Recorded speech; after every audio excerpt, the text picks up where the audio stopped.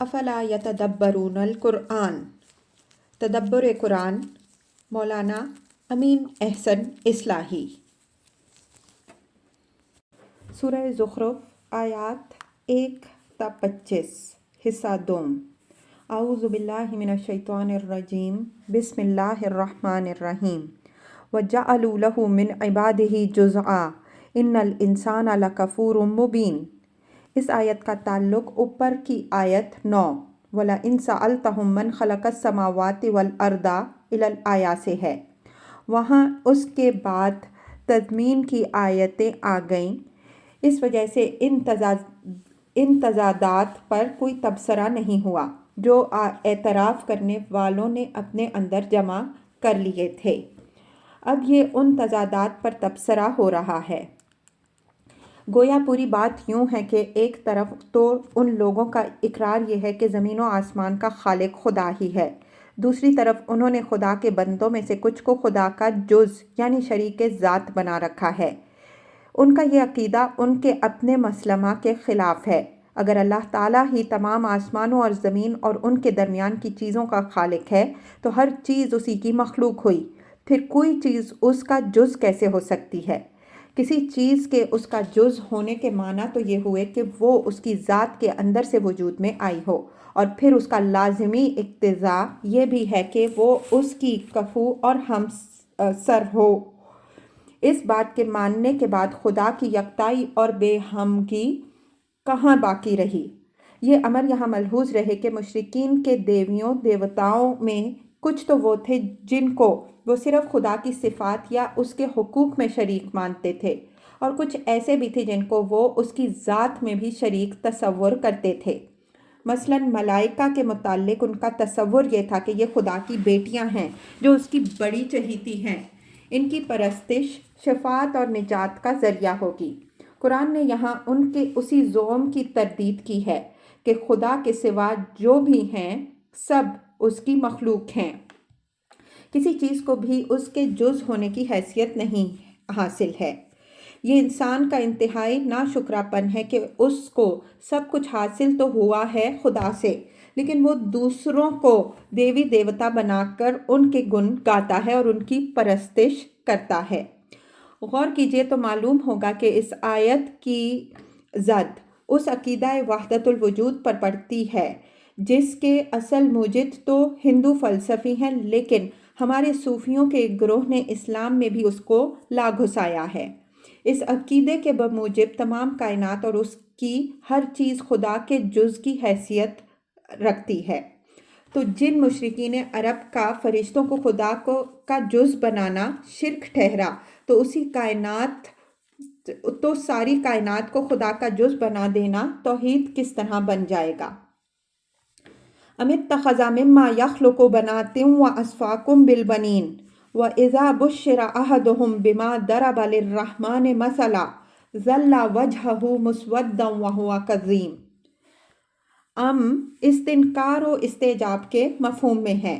مشرکین عرب فرشتوں کو خدا کی بیٹیاں جو قرار دیتے تھے، ان کے اس عقیدے پر ایک دوسرے پہلو سے نکیر فرمائی۔ اوپر والی آیت میں ان کے جز خدا ہونے کی تردید تھی۔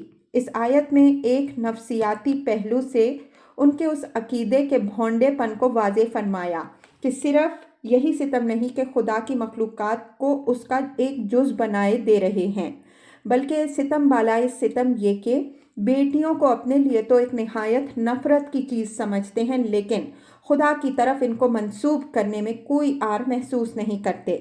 کوئی ان سے پوچھے کہ جب خدا ہی سب کچھ پیدا کرتا ہے تو اس نے اپنے لیے بیٹیاں کیوں پسند کی، جبکہ ان کا اپنا حال یہ ہے کہ ان میں سے کسی کو بیٹی کے پیدا ہونے کی خبر دی جائے تو غم سے اس کا چہرہ سیاہ پڑ جاتا ہے اور وہ برابر گھٹا گھٹا رہنے لگتا ہے۔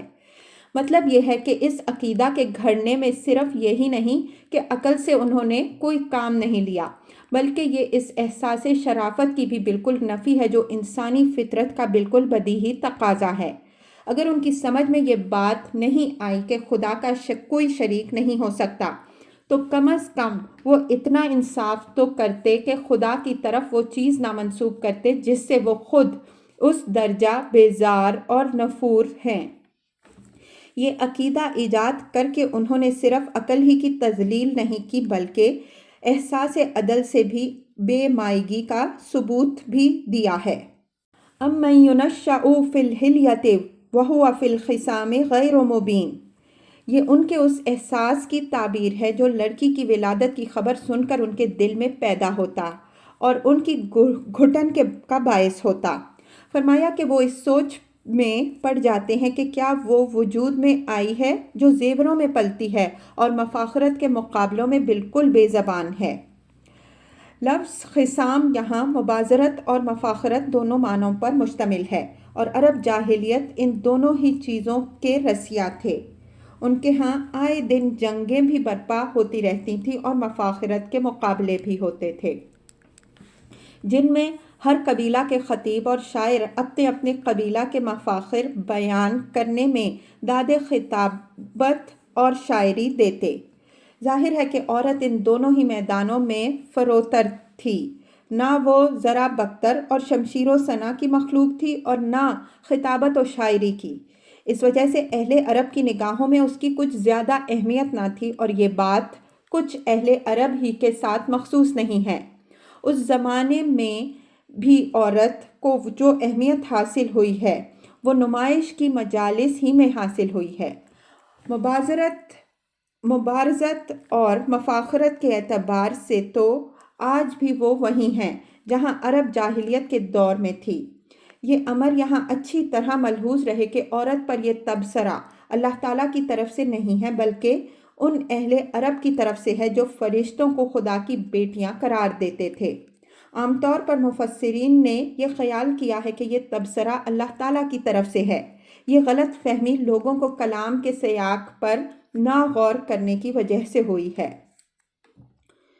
وَجَعَلُوا الْمَلَائِكَةَ الَّذِينَ هُمْ عِبَادُ الرَّحْمَنِ إِنَاثًا أَشَهِدُوا خَلْقَهُمْ سَتُكْتَبُ شَهَادَتُهُمْ وَيُسْأَلُونَ۔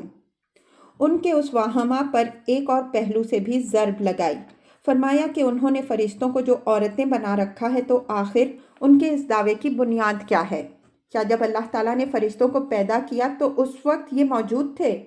اس کے بعد نہایت سخت الفاظ میں دھمکی دی ہے کہ ان کا یہ دعویٰ نوٹ رہے گا اور ایک دن ان سے اس کی پرسش ہونی ہے۔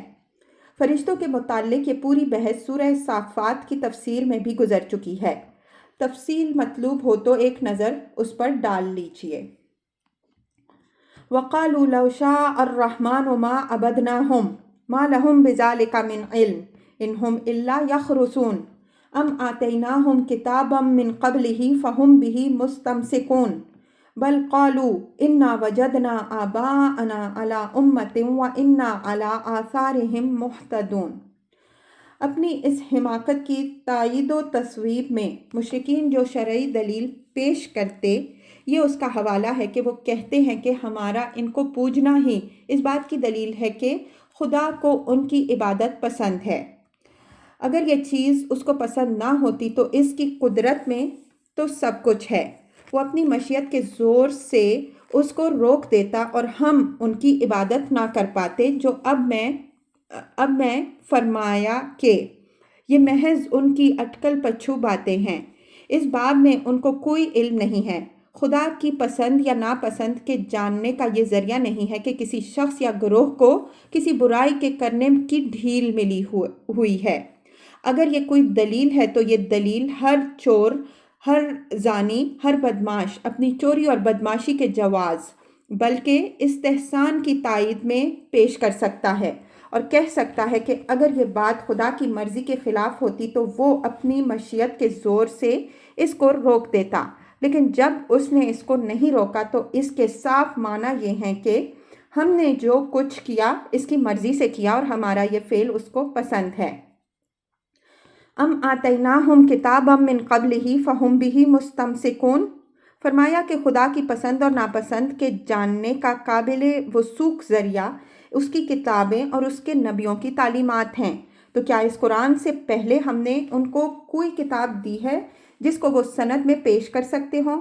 اگر ایسا نہیں ہے اور ظاہر ہے کہ نہیں ہے تو آخر وہ کس سند پر یہ دعویٰ کرتے ہیں کہ جو کچھ کر رہے ہیں اس کو خدا کی تائید حاصل ہے؟ बल क़ालू इन्ना वजदना आबाअना अला उम्मतिम व इन्ना अला आसारिहिम मुहतदून। ऊपर मुशरिकीन की कलामी दलील की तरदीद फरमाई है।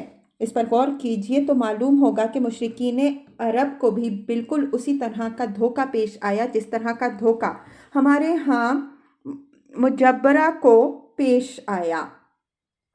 अब ये उनकी रिवायती दलील का हवाला है जिस पर उनको सबसे ज़्यादा एतमाद था, और चूँकि इसकी बुनियाद तकलीद आबा पर है जिसका ताल्लुक़ अक़ल के बजाय मुजर्रद जज्बात से है। इस वजह से हर दौर के अशरार ने इस हथियार से फ़ायदा उठाया और अवाम के जज्बात भड़का कर मुस्लिहीन की मसाई असलाह को नाकाम करने की कोशिश की। उम्मा के माना जैसा कि उसके महल में वजाहत हो चुकी है किसी कौम के मजमूई तरीका और मसलक के हैं। फरमाया कि ये लोग अपनी इस हिमाकत की तायद में ये दलील भी लाते हैं कि हमने अपने आबाओ अजदाद को एक सही मसलक और एक आला तरीके पर पाया है, और हम चूँकि उन्हीं के मसलक पर हैं इस वजह से बिल्कुल हिदायत की एक राह पर हैं।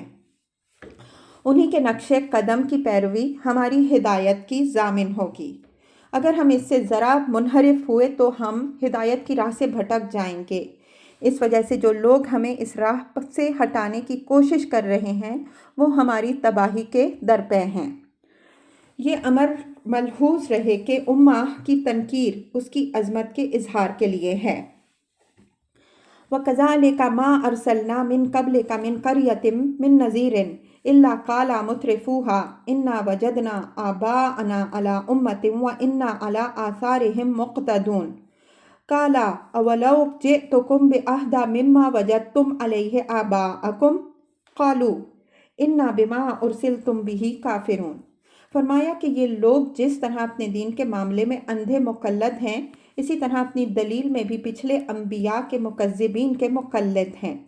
तुमसे पहले जो मुंज़िर भी किसी बस्ती में हमने भेजा उसके इंजार और उसकी दावत इस्लाह का जवाब कौम के मुस्तकबिरीन ने यही दिया कि हमने अपने आबाओ अजदाद को एक ख़ास तरीक़ा पर पाया है और हम उन्हीं के नक्शे कदम की पैरवी पर जमे रहेंगे। रसूल ने जब उनसे ये सवाल किया कि अगर मैं तुम्हारे बाप दादा के तरीके से बेहतर तरीका तुम्हारे पास लेकर आया हूँ, जब भी तुम अपने बाप दादा के तरीके ही पर जमे रहोगे, उसके जवाब में उन्होंने झल्ला कर कहा कि हम तो उस सारे ही के मुनकिर हैं जो लेकर तुम आए हो या जो देकर तुम भेजे गए हो। इन्ना बिमा उर्सिल तुम बिही काफिरून से दो बातें वाज़ेह होती हैं। एक ये कि ये जवाब उन्होंने झल्ला कर आपे से बाहर होकर दिया, इसलिए कि जवाब असल सवाल से कई कदम आगे है। रसूल का सवाल तो सिर्फ ये था कि अगर मेरा तरीका जिसकी मैं दावत दे रहा हूँ तुम्हारे बाप दादा के तरीके से बेहतर हुआ तो क्या उस सूरत में भी तुम अपनी सी हट धर्मी पर कायम रहोगे। जो जवाब में उन्होंने कहा कि हम तुम्हारी हर बात के मुनकिर हैं, यानी मसला अहदा और गैर अहदा के इम्तियाज़ का नहीं बल्कि हम तुम्हारी कोई बात सिरे से सुनने और मानने के लिए तैयार ही नहीं हैं। दूसरी ये कि किसी शय के अहदा और गैर अहदा में इम्तियाज़ की सलाहियत अल्लाह ताला ने इंसान के अंदर वुदियत फरमाई है, बशर्ते कि इंसान के पास गोश हकीकत यनोश हो, वो मगरूर ज़िद्दी और हट धर्म ना हो। फ़न्तक़मना मिनहुम फ़न्ज़ुर कैफ़ काना आक़िबतुल मुकज़्ज़िबीन। मतलब ये है कि जब कौमों की ज़िद और मकाबरत इस हद को पहुँच गई कि उन्होंने रसूलों की बात सुनने और समझने से इनकार कर दिया, तब अल्लाह ताला ने उनसे कुफ़रान नेमत का इंतकाम लिया। फिर देखो कि रसूलों के झुटलाने वालों का क्या अंजाम हुआ।